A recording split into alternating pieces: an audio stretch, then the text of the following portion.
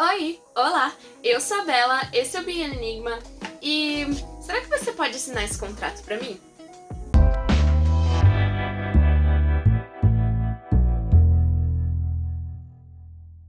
Vocês já me ouviram falar sobre o assunto de hoje no canal antes, quando a gente estava falando sobre world building em A Lenda dos Guardiões, ainda quando o canal era em inglês. A expressão de hoje é suspension of disbelief, que é um termo que foi cunhado pelo poeta Samuel Coleridge em 1817. Ele pode ser traduzido para o português como suspensão de descrença, suspensão de crédito ou suspensão da incredulidade.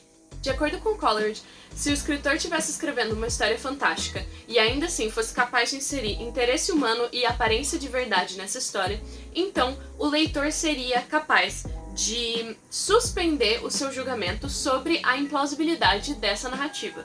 Resumindo então, suspension of disbelief é o contrato que o leitor de uma narrativa fantástica vai assinar com o autor dessa mesma narrativa. Basicamente, esse contrato vai dizer o seguinte: eu, o autor, vou me comprometer a tentar criar uma narrativa verossímil, não necessariamente parecida com a realidade, mas verossímil dentro das suas próprias regras e manter ela o mais consistente possível dentro das regras que eu estabeleci.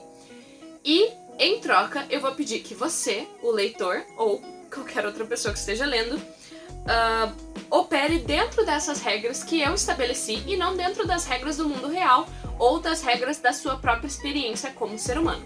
Se ambos estiverem de acordo com esses termos, é assim que a melhor experiência possível da leitura de uma narrativa fantástica pode acontecer sem que haja nenhum tipo de ruído na comunicação. Assim, é totalmente plausível que dentro do universo de Jogos Vorazes existam vespas geneticamente modificadas, porque a gente sabe pelas regras que foram estabelecidas no texto que a capital produz bestantes, que são justamente essas criaturas que são criadas em laboratório para serem usadas contra os inimigos da capital. Porém, se tivesse uma vespa dessas em A Última Música, do Nicholas Sparks, as regras do universo não só não permitiriam isso, como a verossimilhança criada por essas regras que eram consistentes até então seria quebrada e seria muito difícil manter a suspensão de crença. Isso vem para falar que a gente pode estabelecer determinadas regras mesmo quando a narrativa é uma narrativa contemporânea, como por exemplo em alguns filmes que os atores interpretam eles mesmos. E isso quer dizer que dentro do universo daquele filme existem todos os filmes que essa pessoa como ator fez. E, da mesma maneira, quando esse ator não está atuando como ele mesmo, os filmes que ele fez provavelmente não existem, ou se existem, foram filmados com outras pessoas no lugar, porque esse universo funciona dessa maneira. Faz sentido? Manter essas regras é um dos principais princípios do bom world building, ou da boa construção de mundos. A gente vai falar mais especificamente sobre a construção de mundo daqui a alguns dias, mas basicamente a consistência dessas regras e a verossimilhança é o que vai manter o seu leitor imerso dentro do seu mundo, mesmo que ele seja o nosso mundo, só que levemente modificado pela sua visão. É isso que vai permitir que o seu leitor veja o seu mundo como um possível universo alternativo. Para que uma regra seja bem aceita, ela precisa ser criada dentro de um contexto, um conjunto de outras regras que permitam que essa regra exista. Por exemplo, quando a gente está lidando com magia, a gente precisa ter limites consistentes para ela. Se ela nunca tem limites, é uma coisa. E se ela sempre tem limites, então ela tem que ter limites sempre. Consistentemente, ou você tem, ou você não tem. Assim, os seus leitores podem acompanhar e prever quando seus personagens vão atingir esses limites.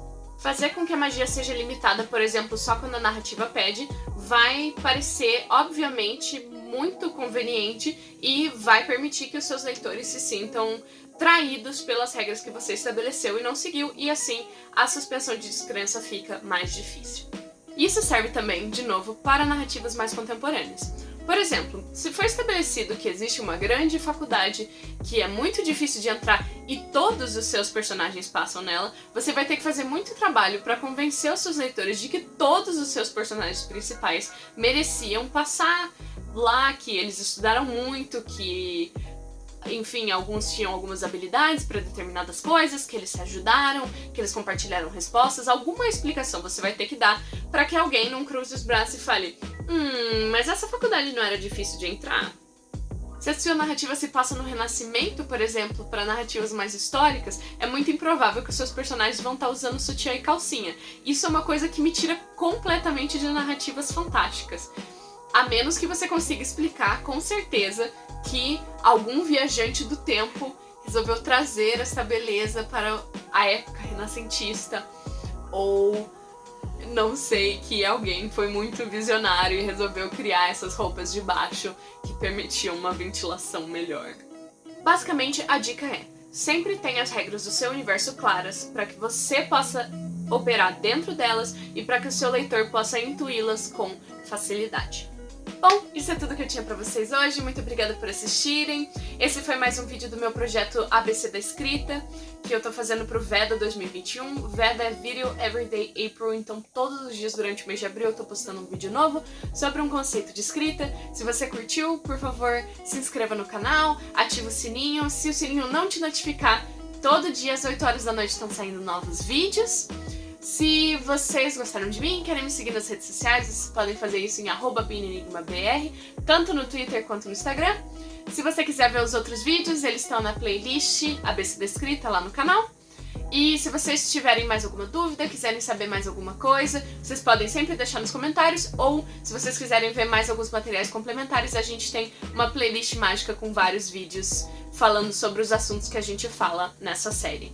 É isso que eu tinha pra vocês hoje, muito obrigada pela companhia, eu vejo vocês amanhã e tchau!